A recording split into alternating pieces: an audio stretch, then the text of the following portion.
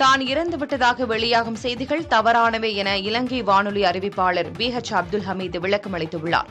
தனித்துவமான குரல் உச்சரிப்பு, தமிழ் மொழியை அழுத்தம் திருத்தமாக பேசுவதன் மூலம் பிரபலமடைந்த இலங்கை வானொலி அறிவிப்பாளர் BH அப்துல் ஹமீத் தனியார் தொலைக்காட்சியில் ஒளிபரப்பான பாட்டு நிகழ்ச்சி மூலம் ஏராளமான ரசிகர்களை கவர்ந்தார்.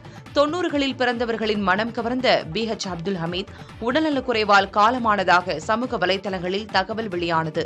ஆனால் இது வெறும் வதந்தி என அப்துல் ஹமீது விளக்கம் அளித்துள்ளார்.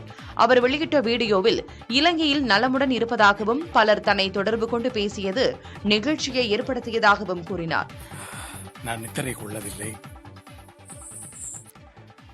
அந்த விஷம செய்தியை கேட்டு ஆயிரம் பல்லாயிரம் அன்புள்ளங்கள் தொலைபேசியில் என்னை அழைத்து என் குரலை கேட்ட பின்புதான் நான் உயிரோடு இருப்பதை நிச்சயப்படுத்திக் கொண்டார்கள். அதிலும் சிலர் என் குரலை கேட்டதும் கதறி அழுததை கேட்டு என்னால் தாங்க முடியவில்லை. இத்தனை ஆயிரம் அன்புள்ளங்களை நான் பெற என்ன தவம் செய்து ஈன்றாளோ என் அன்னை என்று நான் நினைத்துக் கொண்டேன்.